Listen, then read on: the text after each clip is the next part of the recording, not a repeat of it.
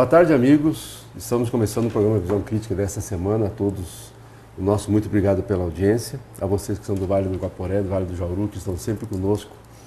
Nós estamos começando o nosso programa hoje. Sejam bem-vindos à TV Centro-Oeste. E nós começamos o nosso programa hoje trazendo aqui uma personalidade do estado de Mato Grosso, que já tem um currículo e bastante serviços prestados aqui ao nosso estado. E hoje ele é deputado federal pelo PSB e ele já é também coordenador da Comissão de Infraestrutura e Logística da Frente Parlamentar de Agropecuária. Também é membro da Comissão Especial da PEC 215, aquela PEC que trata sobre a demarcação de áreas indígenas, que aqui no Mato Grosso tem muitos problemas em relação a isso. Também já foi prefeito de Rondonópolis. Nós vamos conversar aqui com o deputado federal Adilton Zachetti. E a gente quer lhe cumprimentar, deputado, agradecer por o senhor ter aceitado o nosso convite de participar do nosso programa e lhe dar as boas-vindas aqui para Pontes Lacerda, para a nossa região. Esperamos que o senhor tenha sido bem recebido e a gente gostaria já na primeira pergunta saber como é que o senhor viu a região aqui de Pontes Lacerda. Boa tarde. Boa tarde, Vieira. Boa tarde, telespectador. É um prazer grande estarmos aqui em Pontes Lacerda, visitando a região, conhecendo a região. Nós passamos várias vezes aqui, mas nunca tínhamos nos detido para parar, para entrar, para conhecer.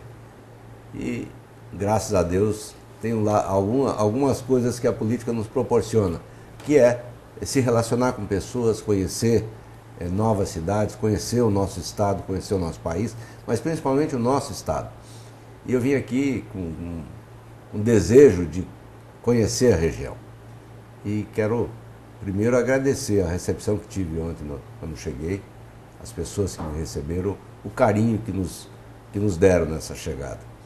É muito importante quando a gente chega num lugar e é recebido como eu fui recebido aqui, me sentindo em casa, me sentindo à vontade. Ontem à noite participamos do evento da Crimate, também nesse evento, muito à vontade, conversando com as pessoas, tentando conhecer um pouco mais da realidade, como essas pessoas vivem aqui, conhecer a realidade econômica e social da região.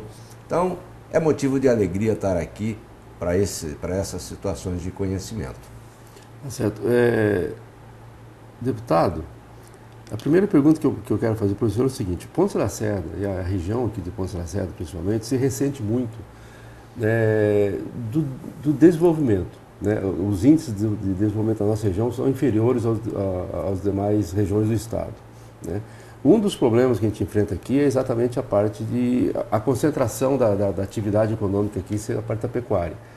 Embora tenhamos aqui o gado de elite, o melhor gado de elite do Brasil é aqui de Pontes Lacerda, temos aqui da região, temos aqui também a maior bacia leiteira do estado é aqui na região de Pontes Lacerda.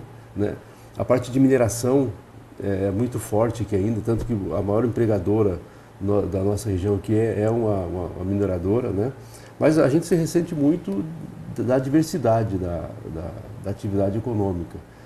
E que isso acontece na região do norte, e na região do sul, ali na região de Rondonópolis, da onde o senhor onde o senhor é a sua base, inclusive eleitoral. Como é que o senhor viu aqui? O senhor já chegou a andar em algumas fazendas da região aqui, já viu como é que é a terra? O senhor que também é dessa área produtiva, o senhor é produtor rural, Como é que o senhor viu a região aqui? A gente tem que fazer uma análise um pouco mais criteriosa. A região sudoeste do estado, na sua ocupação, foi ocupado... Originalmente havia até agricultura aqui. Muita gente veio para cá para explorar a agricultura. Mas os tempos mudaram, as coisas se alteraram na produção. Aquela agricultura que aqui iniciou, ela perdeu espaço, que era a agricultura manual, a agricultura incipiente. O próprio algodão, se a gente olhar hoje, que é talvez a cultura mais tecnificada do estado, ela tinha sua base nesta região aqui. Eram duas regiões que tinham algodão no estado. Era a região lá do sul do estado, a região de Rondonópolis, Pedra Preta, São José do Povo, e esta região aqui. nos idos de 60 isso, 60, 70. E aí houve o advento do bicudo que dizimou essa cultura aqui. Então sobrou para essa região, não havia ainda tecnologias, não havia variedade para soja, para baixas altitudes como essa aqui. Ela se vocacionou para a pecuária, e para a pecuária ela foi. E a pecuária ela tem um ciclo longo, um animal para ficar pronto é 3 anos, então a utilização de mão de obra é baixa na pecuária, o ciclo da pecuária é muito longo, era muito longo. Hoje em dia as novas tecnologias, o novo desenvolvimento da pecuária sendo aplicado, ela tem evoluído e mudado também seu perfil, ela hoje já é muito mais técnica, muito mais rápida, mas esse período de demora, vamos dizer, na produção do ciclo, faz com que as cidades que dependem da pecuária tenham uma atividade econômica baixa, porque vivem praticamente exclusivamente com o salário daqueles que vivem na pecuária. E os proprietários de fazenda, em função de ser uma coisa natural de reprodução e cria, não tem demandas de movimentação nas cidades, a não ser com sal mineral e alguma coisa para manutenção da sua fazenda. Ao passo que a agricultura é diferente. A agricultura movimenta muito, é muito rápido, é ciclo de 4 meses. Hoje nós temos variedades de soja que com 90 dias estão prontas, do plantio à colheita 90 dias. E isso movimenta a economia da cidade, movimenta a economia da região, porque é muito rápido, o dinheiro gira rápido, o uso de mão de obra é maior, o uso de tecnologia é maior, o uso de equipamento é maior, e tudo isso faz com que as cidades onde tem agricultura se desenvolvam rapidamente. Mas eu vejo e me entusiasma muito o que eu vi ontem aqui, essa região, uma região de terras férteis. Até então no estado se pensava em expandir grandes áreas com facilidade de abertura. Então o que aconteceu? Na região aqui pertinho, nós somos vizinhos, inclusive nós estamos ali, somos pioneiros nessa região, na região do Sapezal, isso há 35 anos atrás, quando lá entramos, 30 anos quando a gente começou nossas atividades lá. Para abrir áreas lá no Sapezal era fácil, qualquer 2 tratores, qualquer 2 CBT, você abria a área, você fazia a área se tornar produtiva. Aqui embaixo já era diferente, aqui embaixo era região de mata, era pesado, era com trator grande, isso inviabilizava, inclusive inviabilizava a agricultura naquele momento, porque não podia se gastar muito com a abertura. Onde se gastava com a abertura não tinha remuneração para cobrir o gasto com a abertura. Hoje as coisas mudaram. Não tem mais área de cerrado para ocupar, ou se reduziu muito as áreas de cerrado para ocupação de agricultura. E as áreas de pecuária podem ser incorporadas no processo através das novas tecnologias, através das novas variedades, pode adentrar na produção de soja. Então eu vejo com muito bons olhos e me entusiasmei muito com o que vi aqui. Fui visitar ontem uma fazenda, 2 fazendas visitamos ontem, uma que produz soja e outra que tem produção de milho. Me entusiasmou o que ali a gente viu.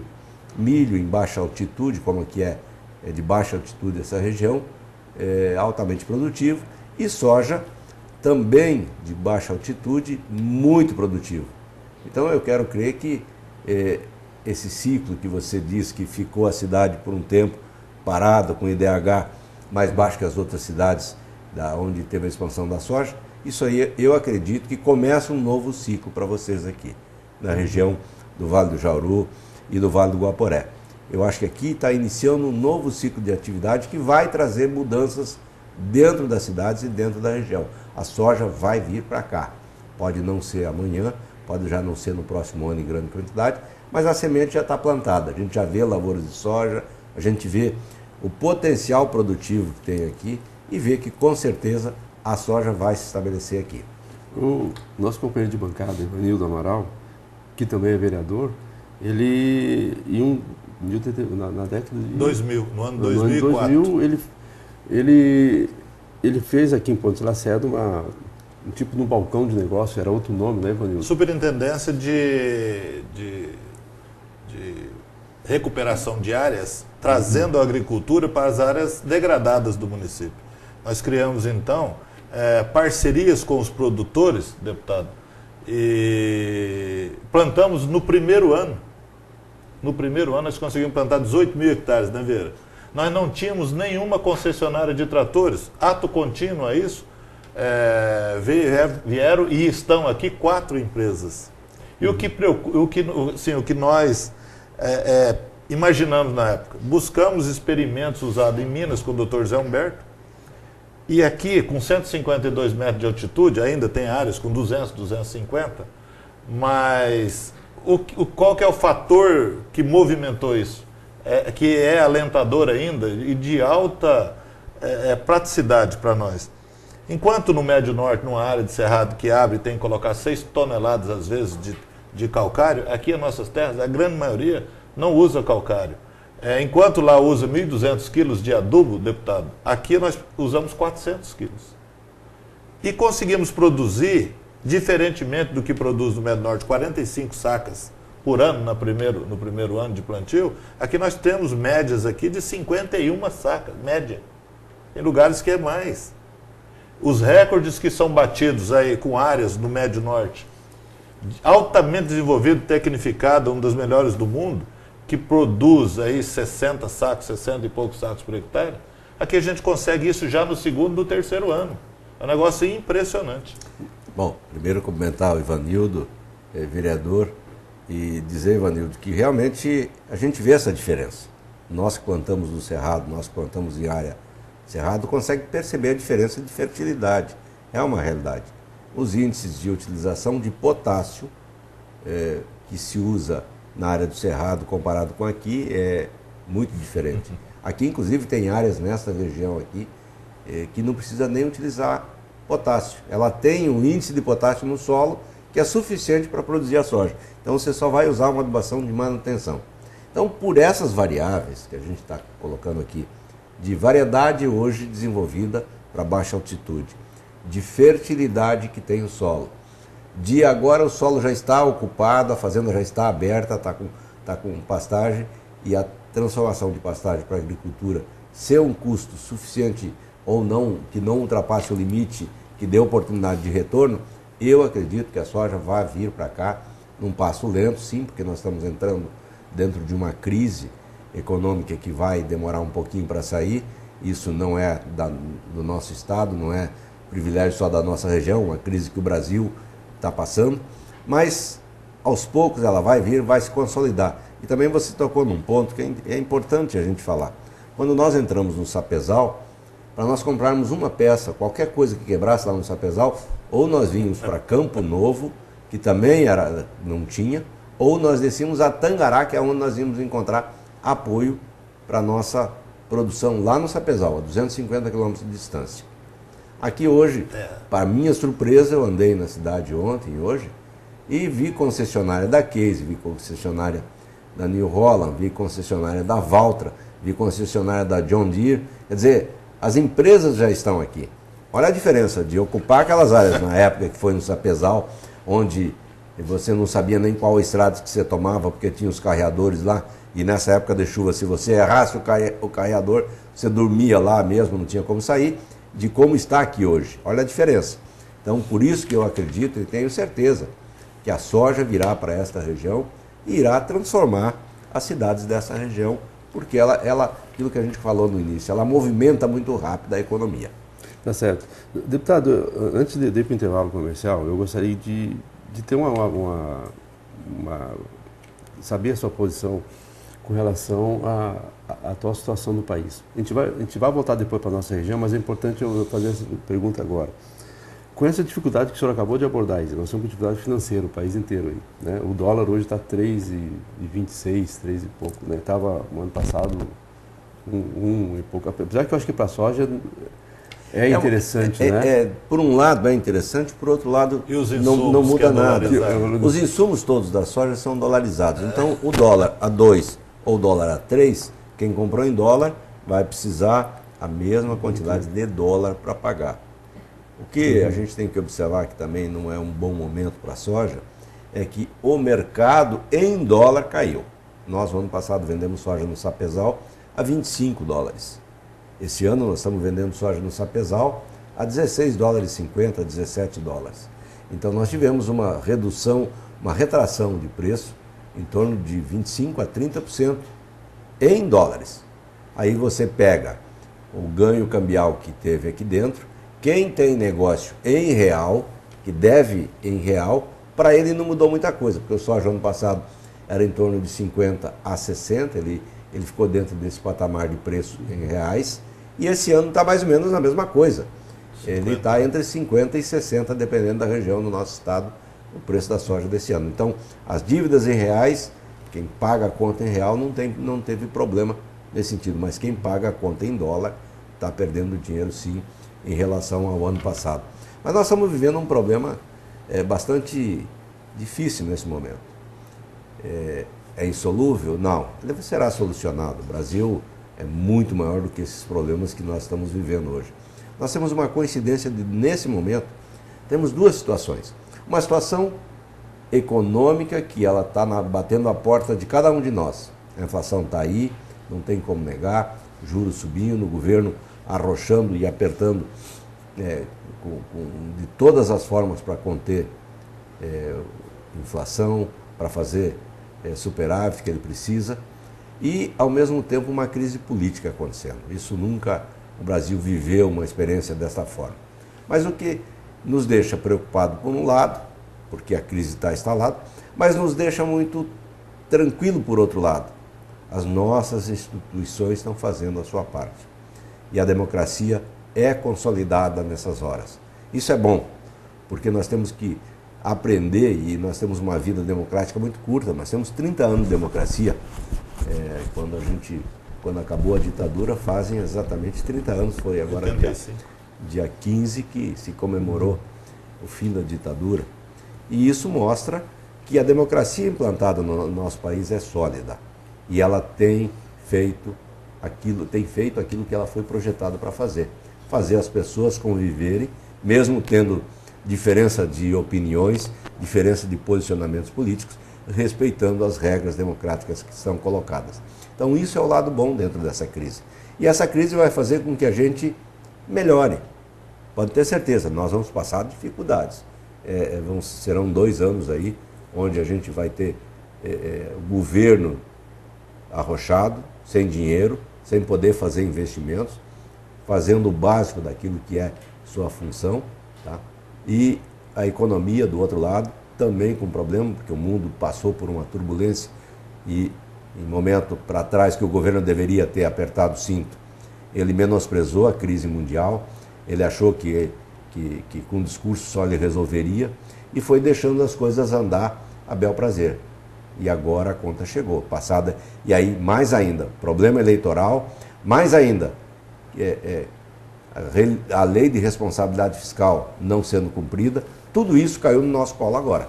Mas eu tenho certeza que o povo brasileiro vai discutir essa crise, vai buscar a origem da crise, vai consertar o que está errado e já, nos próximos anos aí a gente supera e volta à normalidade as coisas.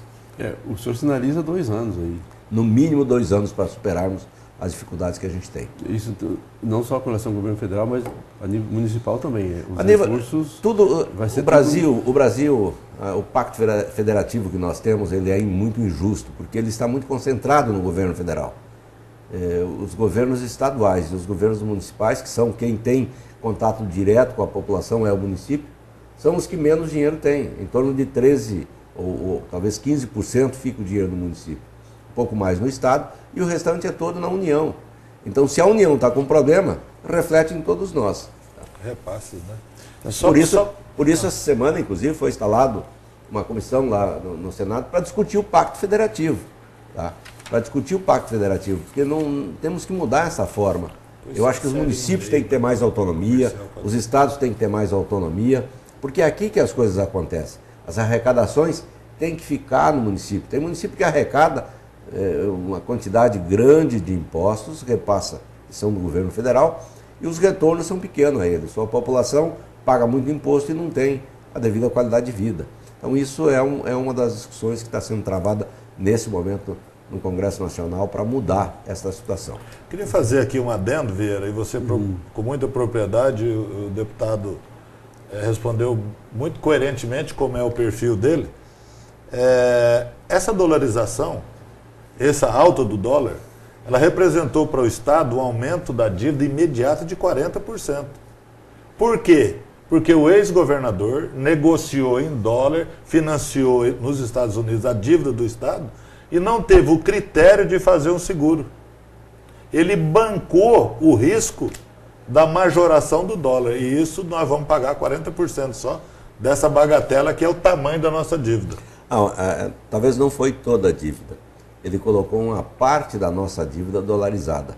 E ele não fez, por consequência, as amarrações, nós chamamos de hedge, né? Quer dizer, eu crio uma trava, naquele momento que eu faço o negócio em dólar, eu crio uma trava para não perder o controle da movimentação do fluxo de dólares que tem, da valorização ou desvalorização. Então eu sei que eu vou pagar ou em produto ou em recurso direto, mas eu tenho uma trava que me garante que não vai aumentar e nem diminuir, é aquilo. Tá? Não foi feito isso pelo Estado. Então realmente a gente corre com um desencaixe aí. Se a gente olhar, e quem argumenta e fez defesa disso, os técnicos que fizeram defesa na época, é que se o mercado permanecesse em dólar, tá, fixo, vamos lá, tomar um exemplo, se um saco de soja fosse vendido constante a 25 dólares, não teria problema tomar uma dívida em dólar, porque se variar o dólar, aumenta o valor do saco de soja aqui, por consequência o governo arrecada mais imposto, ele pode cobrir o pagamento da dívida porque ele arrecadou mais, porque o dólar valorizou. Tá? Então, isso nem sempre ocorre como não ocorreu agora. Tá? Em janeiro, nesse mês, o governo do Estado tinha que pagar uma parcela dessa dívida, havia preparado um determinado recurso no início do ano, em janeiro, quando assumiu. Tá? Quando ele chegou na hora de pagar, ele tinha que ter 30% a mais de recursos para fazer o pagamento do início de janeiro até agora. Então, do dia que contraiu a dívida, realmente é em torno de 40%. Não é toda a dívida, não. É uma parcela da dívida que está aí dentro. Mas que tem, e é significativa. De 600 milhões de reais, de dólares. Não é pequena, não é grande. Então, essas coisas que, para trás aí, a gente acredita que não tiveram o devido critério e o devido compromisso com o nosso Estado na hora de fazer os negócios. Infelizmente, na política tem disso. Quem está no comando tem que tomar decisões, se baseia com algum critério ou tem algum outro interesse por trás e toma decisões que a gente não sabe por que foi tomado. Tá certo. Bom, eu preciso para o intervalo faturar um pouquinho, deputado, mas nós já voltamos. Só um minutinho.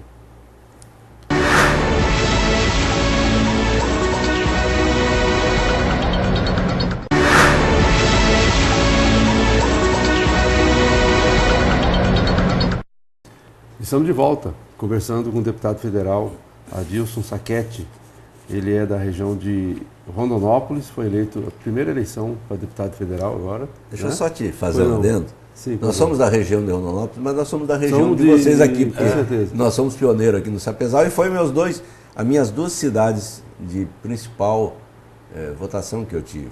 Eu tive praticamente 50% dos votos de Rondonópolis e tive 48% dos votos do Sapezal. Porque são cidades que a gente tem, mora lá em Rondonópolis, temos propriedade no Sapezal, tenho família que mora no Sapezal, tenho meus irmãos que moram lá. Então, essas duas cidades foram importantes para a gente e a região foi importante para a gente como um todo, né? Tá certo. Eu queria destacar, deputado, assim, inclusive a propriedade com que o senhor fala dessa área produtiva e que nós estamos refém disso. A gente está faltando para nós aqui, né? A gente preocupa. A produção é a nossa vida. Eu lá em Rondonópolis, quando nós viemos para o Mato Grosso, nossa família veio. A gente sempre entendeu que nós tínhamos que somar. Eu sempre dei parte da minha vida para contribuir com a sociedade. Lá em Rondonópolis, por ser a cidade que recebia o fluxo de pessoas que vinham para o Mato Grosso, tanto se instalar aqui no oeste, como no norte, como no leste, passavam por Rondonópolis. E lá foi onde começou as primeiras lavouras de soja. E nós sempre procuramos trabalhar participando das entidades, fazendo entidades. Quando a gente teve o primeiro problema grave na soja do estado do Mato Grosso, que foi o cancro da haste, junto com outros produtores que pensavam o estado para frente, nós nos juntamos e fizemos a Fundação Mato Grosso. Lá estava o senador Blairo, o senador Gilberto, nós, Odílio Balbinotti, família Polato e tantos outros. O Iraí, na época, não entrou depois, em outra época que ele foi participar. Mas a gente sempre procurou, então, contribuir com o trabalho coletivo. É através da associação, é através da união que a gente segue em frente. Nós não teríamos o estado do Mato Grosso hoje avançado na soja como avançou, se não tivesse as entidades. Primeiro, a Associação dos Produtores de Semente, que foi ali onde tudo começou. Depois, a Fundação Mato Grosso. Depois, surgiu a AMPA. Nós participamos da fundação da AMPA. Nós fomos pioneiros na cultura do algodão no estado. E nós fomos, junto com outros produtores, que fundamos a AMPA. Depois surgiu a AproSoja. Também participamos da fundação da AproSoja.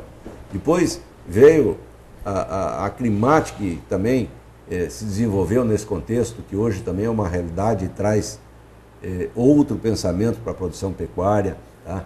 E assim foi. E nós sempre procurando participar dessas situações. Porque eu acho que a gente só é forte quando é unido. Você sozinho é um. Você associado é um grupo. Você tem respeito da sociedade. Você tem respeito dos governantes. Você pode pleitear. Você pode contribuir com avanços da tecnologia, como nós fizemos, investindo numa fundação de pesquisa. E tudo isso trouxe a gente a condição de estarmos aqui hoje com essa desenvoltura quando a gente fala do agronegócio. Por quê? Vivemos o agronegócio no nosso dia a dia, e é o agronegócio que põe o pão na mesa lá em casa, que sustenta a minha família, que sustenta meus irmãos, seus filhos. Então, é o agronegócio. Então a gente tem isso dentro do sangue da gente. Deixa eu fazer uma colocação para o deputado aqui, e até vou fazer um pouquinho da sua biografia, deputado, se me permite, Vossa Excelência me permite. Até porque eu conheço pouco, mas minha irmã trabalhou com o senhor e teve o privilégio de ter trabalhado com o senhor enquanto presidente do sindicato, porque aquilo que ele falou, ele sempre esteve à frente do seu tempo. O que acontece com o deputado? Ele, prefeito de Rondonópolis, nunca tinha militado politicamente, foi lá, encontrou barreiras quase que, aparentemente, para uma pessoa comum, quase que intransponíveis. O que acontece com Rondonópolis hoje, Vieira? E população? Rondonópolis era o terceiro PIB. Várzea Grande, a cidade industrial do estado de Mato Grosso. Ele equacionou todas as dívidas, tudo, colocou no prumo Rondonópolis, e hoje Rondonópolis saltou de terceira cidade mais popular, de quarta cidade mais popular para terceira. Várzea Grande tem 260 mil, Rondonópolis tem 210. O IDH de Rondonópolis não dá para comparar com Várzea Grande, a urbanização não dá para comparar. E sem contar que é o maior polo industrial e o segundo orçamento do estado. Quem colocou no prumo foi o doutor, o arquiteto, né? Foi o deputado Adilto Sacchetti. E aí ele vem nos visitar. É um privilégio tê-lo aqui, um privilégio tê-lo aqui no nosso programa. Agora, nós precisamos do senhor. Pontos de Lacerda, precisamos desse trâmite, do seu vínculo com o senador Blairo, que foi por 3 vezes muito bem votado nessa cidade. E nós temos demandas que apenas um deputado não conseguiria atender. Então é por isso que a gente vem aqui, deputado, até suplicar para Vossa Excelência que nos ajude nesse contexto e venha somar conosco. Olha, Ivanildo, eu quero deixar aqui claro que se a gente olhasse só politicamente, eu não viria aqui. Sim. Porque politicamente eu tive 35 votos no universo de 30 mil. Tá? Mas não é dessa forma que a gente observa as coisas. Eu tive também uma votação pequena aqui, porque não vim fazer campanha aqui. Porque eu respeitei um companheiro que é da região, que era da nossa coligação, e ele precisava dos votos daqui para se eleger, que é o Ezequiel, amigo nosso, companheiro nosso, que nós queremos contribuir com ele para que essa região desenvolva. Ele vive aqui, sua família mora aqui na região, e nós estamos chegando aqui na região. Estamos de passagem aqui na região, nos colocando à disposição da região. Porque nós entendemos que nós representamos o Estado. Sim. Nós não representamos Rondonópolis, nós não representamos só Rondonópolis, Sapezal, Campo Verde, Primavera, essas cidades que me deram uma expressiva votação. Nós representamos o Estado do Mato Grosso. E a função nossa é trabalhar para equilibrar melhor o nosso Estado, contribuir com que políticas públicas possam fazer o desenvolvimento chegar a todos os mato-grossenses. Quando você reclama o IDH da sua cidade, que você gostaria que fosse melhor, a gente vai na região do Alto Araguaia e encontra situações com muito mais dificuldade que vocês aqui. Tá? Se você for lá em Ribeirãozinho, se você for em Torixoréu, Não dá para a gente comparar, porque topografia distinta, solo distinto, solo muito mais pobre, com muito mais dificuldade que esta região.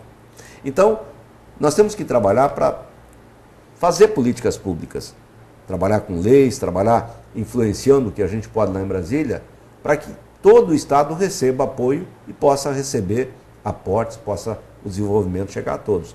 E esta região em especial, eu quero contribuir, quero estar à disposição e estou à disposição dos prefeitos, dos vereadores e da população naquilo que é coletivo. Eu não sou partidário de fazer atendimento individual personalizado. Eu acho que aí a gente começa a sair fora da função nossa. Quando você começa a quebrar galho para um, quebrar galho para outro, você faz injustiça e não justiça social. Quando você atende o individual, você comete um ato injusto. Nós temos que pensar sempre no coletivo, sempre na maioria, sempre para que todos tenham a oportunidade de receber os benefícios públicos. Então, eu venho aqui com a maior tranquilidade e com muita alegria me apresentar para estar à disposição e contribuir com o Ezequiel, que é da região, e nós já temos feito essa parceria. O Ezequiel é o nosso líder da bancada e eu estou na frente parlamentar da agricultura, já o convidei para participar da frente, ele está junto com a gente, ele não é agricultor, mas ele vive numa região que depende exclusivamente da agricultura e pecuária. Não tem mineração, que ainda é uma outra discussão, depois que a gente pode travar, sobre o potencial que nós temos, e talvez esse seja o maior patrimônio que o Estado do Mato Grosso tem hoje. A gente fala muito em soja, em boi, em desenvolvimento nesse sentido, mas a parte mineral do nosso Estado é um patrimônio imensurável que está aí a ser explorado no futuro. Então, é a situação que a gente tem, é o desenvolvimento que a gente tem, é as pessoas que hoje estão liderando esse movimento, e eu quero somar com as pessoas que estão, com os prefeitos, com os vereadores, com o deputado da região e com os deputados do nosso Estado, com o nosso governador, para fazer um Estado melhor. É certo. Deputado, o nosso tempo, infelizmente, acabou. E a gente gostaria de continuar conversando com o senhor, até por alguns assuntos extremamente importantes. A questão do transporte, da logística do Estado. Nossa, já, esse é um negócio que fantástico, que extremamente importante. Tem que mexer. Nós temos aqui uma oportunidade com 2 estradas prontas, que é só usar as estradas, gente. Nós temos aqui o Guaporé pronto para usar, que logo com as usinas lá embaixo dará condição de navegar ele logo perto aqui. Nós temos o Paraguai aqui.